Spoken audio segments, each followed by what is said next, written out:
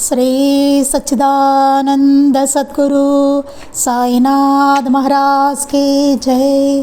శ్రీ సచ్చిదానంద సద్గురు అలివేలు మంగమ్మ సహిత భరద్వాజ మహారాజ్ की జై.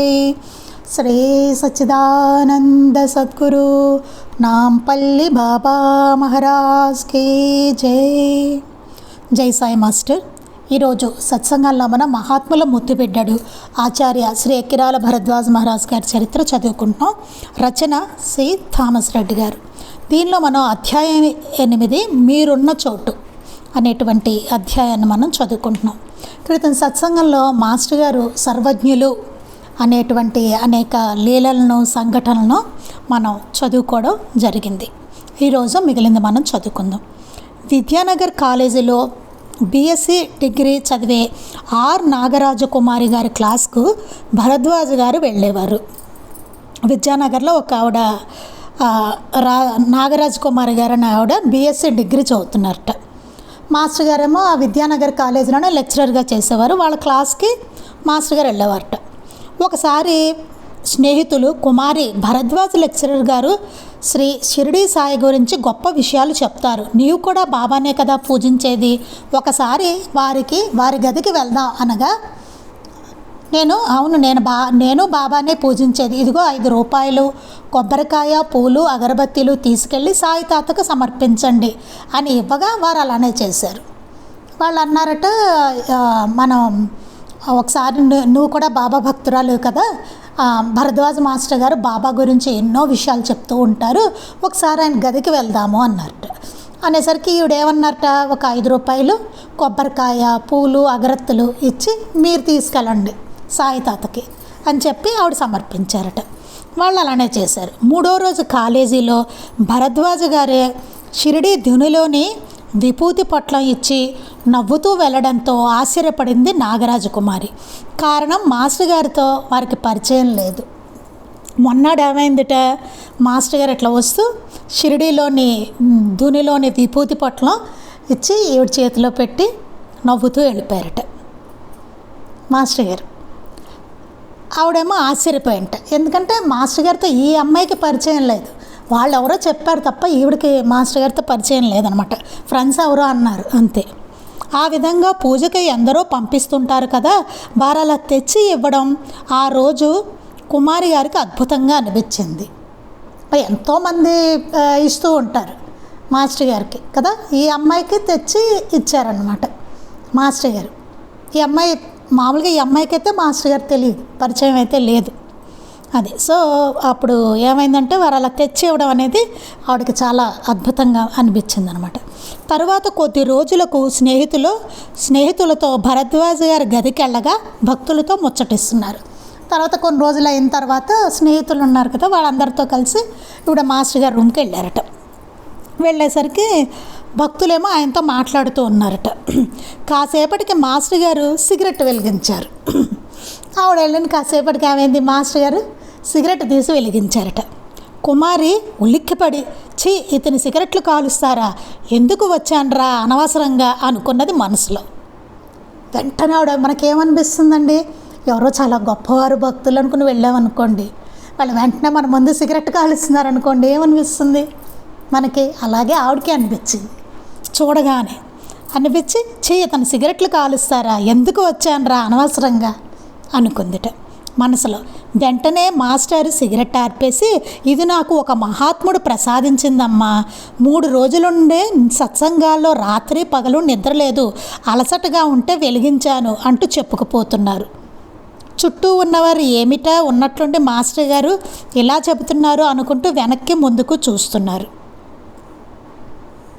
చూడండి అసలు ఎంత విచిత్రంగా ఉందో. ఆవిడ మనసులో అనుకున్నారు, చిచ్చి ఏంటి ఎందుకు వచ్చాను ఇక్కడికి, ఈయనేమో సిగరెట్లు కాలుస్తారా అని ఆవిడ అనుకున్నారు. అనుకోగానే వెంటనే మనసులో అనుకోగానే మాస్టర్ గారు, అమ్మ 3 రోజుల నుండి ఇది నాకు మహాత్ముడు ప్రసాదించిందమ్మా అని చెప్పారు. మనకు తెలుసు చీరాల స్వామి వారు మాస్టర్ గారికి ప్రసాదించారు. ముందే జిల్లల మూడమ్మ కూడా చెప్పడం, సిగరెట్ కాల్చాల్సి వస్తుంది నీకు అని చెప్పడం మాస్టర్ గారికి. ఇవన్నీ మనం చదువుకున్నది. అది 3 రోజుల నుండి సత్సంగాల్లో రాత్రి పగలు నిద్ర లేదు, అలసటగా ఉంటే వెలిగించాను అంటూ చెప్పుకుపోతున్నారట. చుట్టూ ఉన్న వాళ్ళు ఏమిటి ఉన్నట్టుండి మాస్టర్ గారు ఈ టాపిక్ మాట్లాడుతున్నారు ఏమిటి ఇట్లా అని చెప్పి అనుకుని వెనక్కి ముందుకు చూస్తున్నారట. గంట తర్వాత అందరూ లేచి వెళ్తుండగా కుమారి వెళ్తూ పాద నమస్కారం చేసుకుంటుంటే, నీకే అమ్మా ఇందాక చెప్పింది అంటూ విభూతి ఇచ్చి దోశల నిండా సపోటా పండ్లు ప్రసాదం పెట్టారు. ఆవిడ అందరూ నమస్కారం చేసుకుంటుంటే ఆవిడ కూడా వచ్చి అట్లా నమస్కారం చేసుకున్నారట. చేసుకోగానే నీకే అమ్మ ఇందాక చెప్పింది అని చెప్పారట సిగరెట్ గురించి అంటూ విభూతి ఇచ్చి ఆవిడకి దోశల నిండా సపోటా పండ్లు ప్రసాదంగా పెట్టారట. ఈ 2 సంఘటనలు ఈ రోజుకు 22 సంవత్సరాల తర్వాత కూడా మరిచిపోలేని సంఘటనలుగా నిలిచిపోయాయి.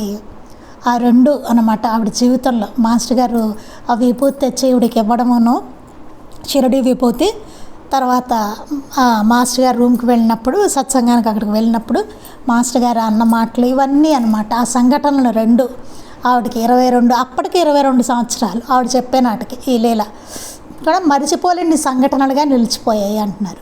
వారి ప్రేమను సంస్కారాన్ని తలుచుకుంటే ఆనందాశ్రువులు రాలుతాయి అంటారు రామ్ సాయినగర్లోని బషీర్ బాబా శిష్యురాలు నాగరాజు కుమారి గారు.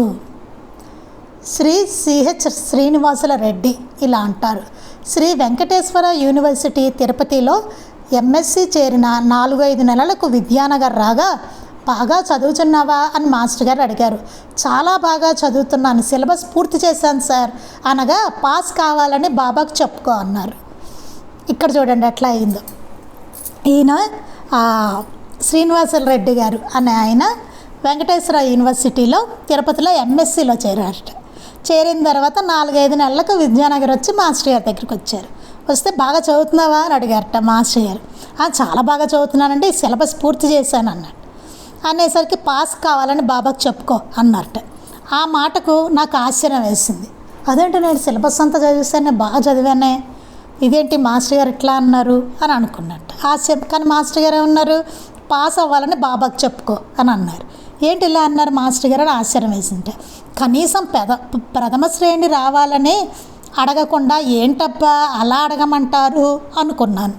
ఇదేంటి ఏదో ఫస్ట్ క్లాస్ రావాలని అడుగు బాబా అనాలి కానీ పాస్ కావమని అడగమంటున్నారేంటి మాస్టర్ గారు అని చెప్పి అనుకున్నట్టు ఆయన.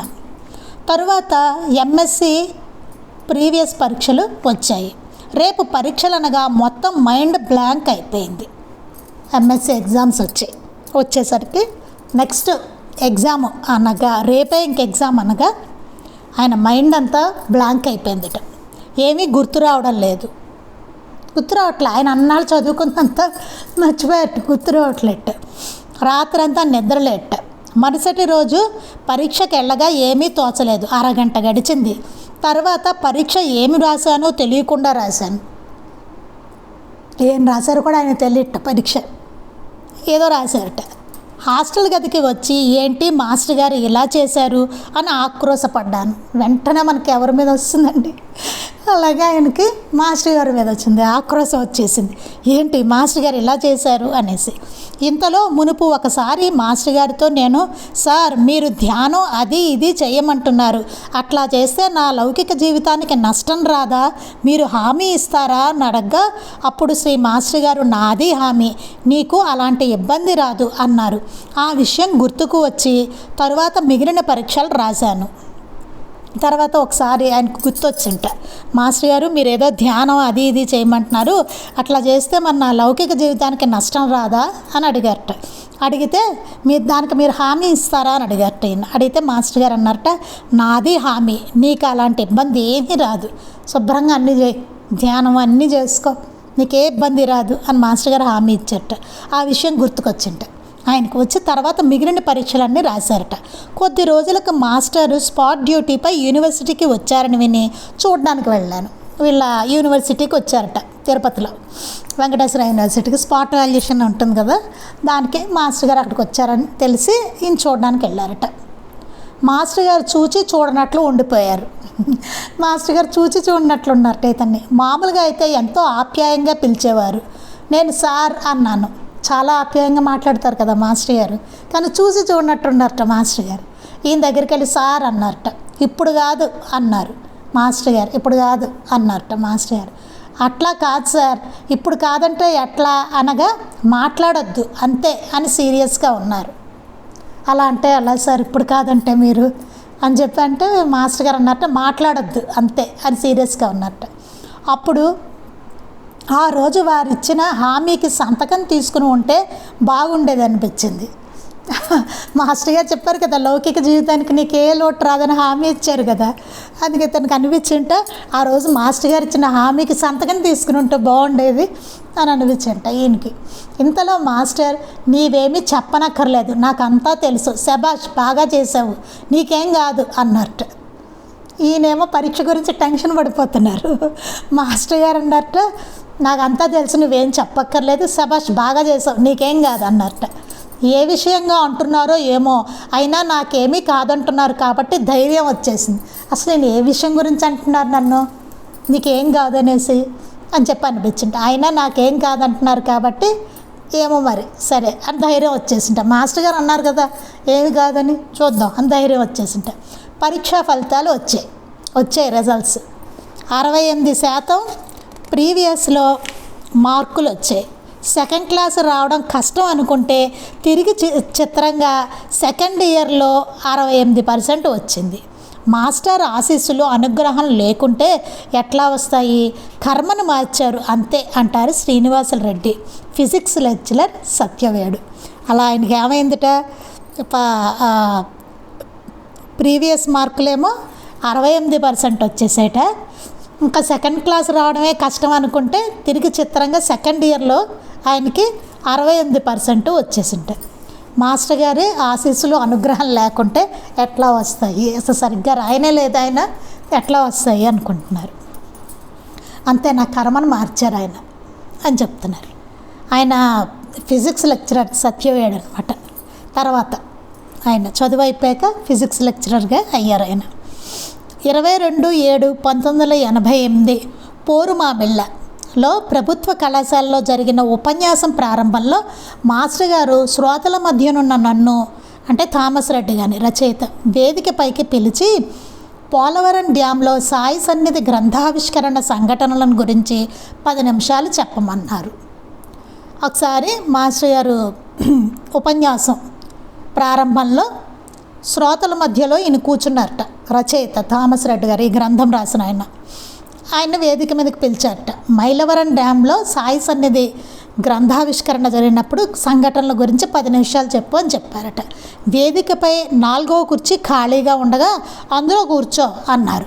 అంతవరకు మాస్టర్ గారు ఉపన్యాసాన్ని దగ్గరుండి టేప్ చేసుకోవడానికి వీలు లేకుండా పోయిందే అని అనుకుంటున్న నాకు ఆ అవకాశం వారు కల్పించడంతో నా మనసెరిగి నన్ను మాస్టర్ గారు పిలిచారని ఆశ్చర్యం, ఆనందం కలిగాయి. అప్పటి వరకు అనుకునేవారట ఈయన, నాకు ఎప్పుడు మాస్టర్ గారివి ఉపన్యాసాలు అవి దగ్గరుండి టేప్ చేసుకోవడానికి వీలు లేకుండా పోయింది, రికార్డ్ చేసుకోవడానికి మాస్టర్ గారు అని అనుకుంటున్నప్పుడు ఈయన పక్కనే ఉండడం వల్ల అలా ఈయనకి అవకాశం కలిగిందని చెప్పి ఆయన చాలా ఆనందపడుతున్నారు. 18/9/88 జమ్మలమడుగులో షిరిడీ సాయి సత్సంగ మందిరంలో మాస్టర్ గారి ప్రసంగం అయ్యాక కార్యకర్తలు ప్రసాదం పంచుతున్నారు. ఒకరోజు బాబా సత్సంగం అయిపోయింది, అప్పుడు భక్తుల ప్రసంగం అయిపోయింది మాస్టర్ గారు, అప్పుడు అక్కడ ఉన్న వాళ్ళందరూ ప్రసాదం పంచుతున్నారు. చిరంజీవి రాము తనకు మాస్టర్ గారు స్వయంగా ప్రసాదం ఇస్తే బాగుండు అని అనుకున్నాడు. భక్తులు పంచుతున్నారు. ఆ రాము అన్న అతను ఏమనుకున్నట్ట, మాస్టర్ గారు స్వయంగా ఇస్తే బాగుండు ప్రసాదం అనుకున్నట్ట. ఇక 3-4 అయిపోతే తర్వాత రాము చేతిలో కార్యకర్తలు ప్రసాదం పెట్టబోతారు. ఇంకా 3-4 ఉన్నారు, వాళ్ళకి ఇచ్చేశాక ప్రసాదం ఇస్తున్న వాళ్ళు నెక్స్ట్ ఈ రాము అన్న అతనికి ఇస్తారనమాట. ఈ లోపల మాస్టర్ గారు రాము ఇలా రా అని పిలిచి చేతిలోనికి ప్రసాదం పెడుతూ తృప్తేనా అన్నారు. ఇంతట్లో మాస్టర్ గారు అతన్ని రాము ఇలా రా అని పిలిచారట. పిలిచి చేతిలో ప్రసాదం పెడితే తృప్తేనా అని అన్నారట. చూడండి, అతను మనసులో అనుకోవడం, వెంటనే మాస్టర్ గారు పిలిచి అతనికి ప్రసాదం పెట్టడం అనమాట. విద్యానగర్ సత్సంగంలో ఒకరోజు శ్రీ మాస్టర్ గారి సత్సంగం కాగానే అందరికీ చిన్న స్పూన్తో తీర్థం ఇచ్చారు. ఆఖరున నెల్లూరు నుండి వచ్చిన ఇంజనీర్కు గ్లాస్తో తీర్థం ఇచ్చారు. అందరికీ చిన్న స్పూన్తో తీర్థం ఇస్తున్నారట సత్సంగం అయిపోయిన తర్వాత. కానీ అక్కడ ఆఖరున నెల్లూరు నుండి ఒక ఇంజనీర్ ఒక ఆయన వచ్చారట, ఆయనకి గ్లాస్తో ఇచ్చారట. వెంటనే బీఎస్సీ విద్యార్థి ఈ చెన్నయ్య మనసులో బాబాకు అందరూ ఒకటే అని చెబుతూ మాస్టర్కు సమదృష్టి లేకుంటే ఎలా అనుకున్నట్ట. ఆయన చెన్నయ్య అని ఆయన అనుకున్నారట, బాబాకు అందరూ ఒకటే అని చెప్తూ ఉంటారు, అలాంటి మాస్టర్ గారికి అసలు సమదృష్టి లేదు, అతనికేమో గ్లాసులో ఇచ్చారు, మా అందరికీ చిన్న స్పూన్తో ఇచ్చారు తీర్థం అనుకున్నట్టు ఆయన. వెంటనే ఇంకొక గ్లాసులో తీర్థం తీసుకొని మాస్టర్ చెన్నయ్య ఇవిగో తీసుకో అన్నట్ట. వెంటనే ఇంకో గ్లాసులో తీర్థం తీసుకుని ఆయన పిలిచి ఇదిగో తీసుకొని ఇచ్చారట. నేను తీసుకున్నాను సార్ అన్నా కూడా పర్వాలేదులే తీసుకో అన్నారు. ఆయన చూడండి, నేను తీసుకున్నాను సార్ అన్నట్టు, అంటే పర్వాలేదు తీసుకొని ఇచ్చారట. తరువాత రోజు గదికి వెళ్ళి, సార్ మేము అనుకున్నవన్నీ మీకు తెలుస్తాయి కదా అనగా, అలా ఏమీ లేదో ఇవ్వాలనిపించి ఇచ్చానంతే అని దాటివేశారు మాస్టర్ గారు. తర్వాత ఈయనకి ఇంకా రాత్రంతా అయ్యో బాబు ఏమిటి మాస్టర్ గారికి తెలిసింది ఇలానే అనుకుని ఆయనకి స్థిమితం లేదు కాబోలు మొన్నారు వచ్చారట. వచ్చి మాస్టర్ గారి దగ్గరికి, సార్ మేము అనుకున్నవన్నీ మీకు తెలుస్తాయి కదా అన్నారట. అలా ఏమీ లేదా, ఇవ్వాలనిపించింది ఇచ్చానంతే అని దాటి వేశారట మాస్టర్ గారు. అక్కడే మనకు తెలుస్తుంది చూడండి.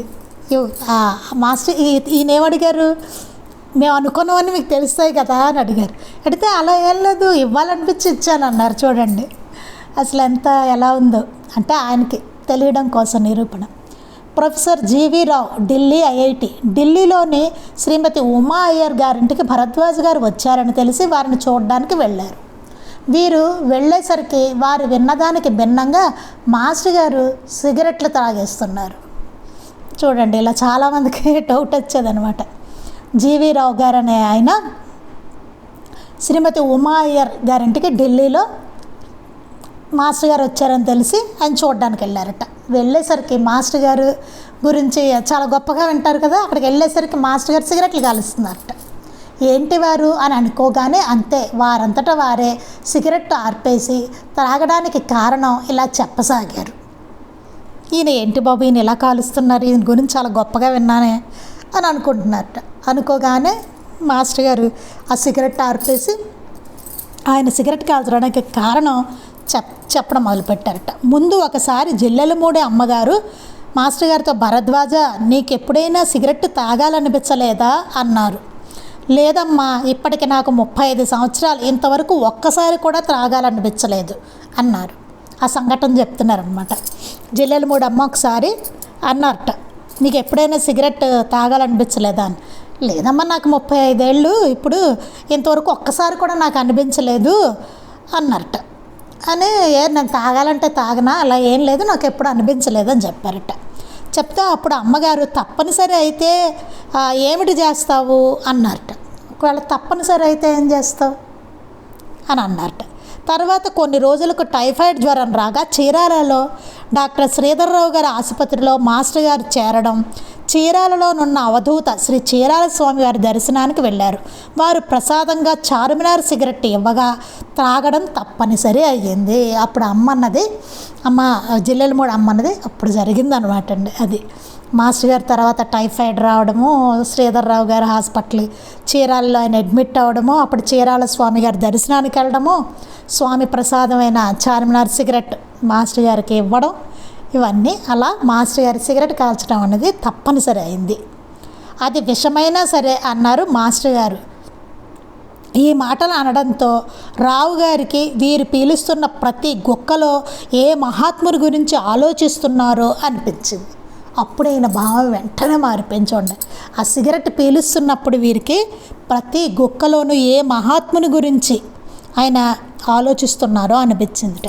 ఉచ్ఛ్వాస నిశ్వాసాల్లో సాయినే నింపుకున్న వీరు సరదా కోసం సిగరెట్ తాగుతున్నారనుకోవడం నా పొరపాటు అనుకుంటూ త్రికరణ శుద్ధిగా పాద నమస్కారం చేశారు రావు గారు. అప్పుడు ఆయన అనుకున్నారట, ఉచ్ఛ్వాస నిశ్వాసాల్లో ఈయన సాయిని నింపుకున్న వీరు సరదా కోసమో ఏదో మామూలు మనుషుల్లాగా అలాగా కాదు, ఈయన సిగరెట్ కాల్చడం అనేది ఇది నా పొరపాటు అనుకుంటూ త్రికరణ శుద్ధిగా మాస్టర్ గారి మీద భక్తితోటి ఆయన పాద నమస్కారం చేశారట.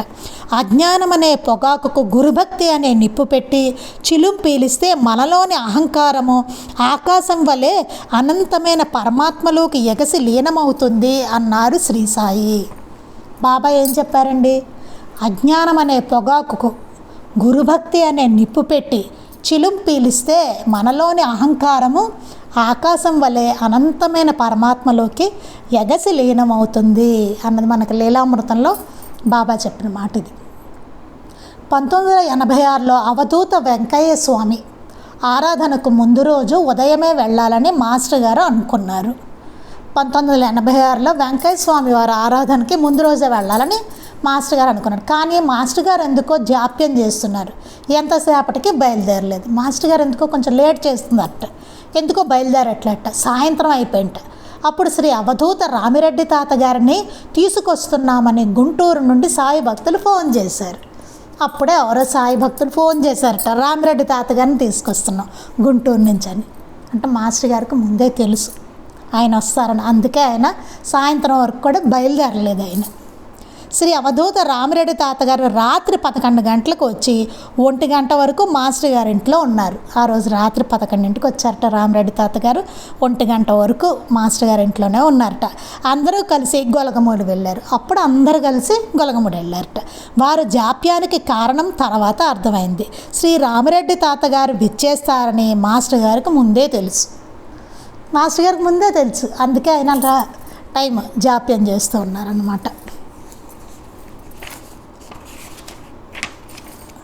ఒకసారి విజయవాడలో శ్రీ మధుసూదన్ రావు గారి ఇంట్లో శ్రీ మాస్టర్ గారికి భోజనం వడ్డిస్తూ మాణిక్య ప్రభువుల వారికి మాంసాహారం పెట్టినట్లే వీరికి పెడితే ఏమవుతుందో అని మనసులో అనుకున్నారు. ఇది చూడండి, ఒకసారి విజయవాడలో మధుసూదన్ రావు గారి ఇంట్లో మాస్టర్ గారికి భోజనం వడ్డిస్తూ ఆవిడ అనుకున్నారట, మాణిక్య ప్రభువుల వారికి మాంసాహారం పెట్టినట్టే ఈయనకి కూడా పెడితే ఏమవుతుందో అని చెప్పి అనుకున్నారట, మనసులో అనుకున్నారట. ఈ లోపల ప్రక్కవారితో మాట్లాడుతూ ఉన్న మాస్టర్ గారు ఆపేసి రత్నకుమారి గారి వైపు చూస్తూ మీరు ఇబ్బంది పడతారమ్మా అన్నారట.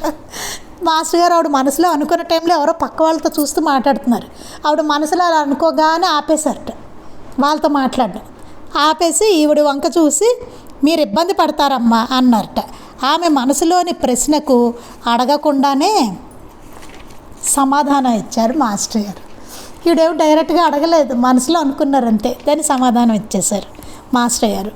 ఇలా ఎన్నో సంఘటనలు అండి. మాస్టర్ గారు ఎంత సర్వజ్ఞులు అనేది ఎప్పుడు చాలా స్పష్టం అవుతూ ఉండేది అనమాట భక్తులందరికీ. అది మిగిలింది మనం రేపు చదువుకుందాం. శ్రీ సచ్చిదానంద సద్గురు సాయినాథ్ మహారాజ్ కీ జై. శ్రీ సచ్చిదానంద సద్గురు అలివేలు మంగమ్మ సహిత భరద్వాజ మహారాజ్ కీ జై. శ్రీ సచ్చిదానంద సద్గురు నాంపల్లి బాబా మహారాజ్ కే జై. గురుదేవ దత్త అవధూత చింతన. లోకా సమస్తాః సుఖినో భవంతు. లోకా సమస్తాః సుఖినో భవంతు. లోకా సమస్తాః సుఖినో భవంతు. జై సాయి మాస్టర్.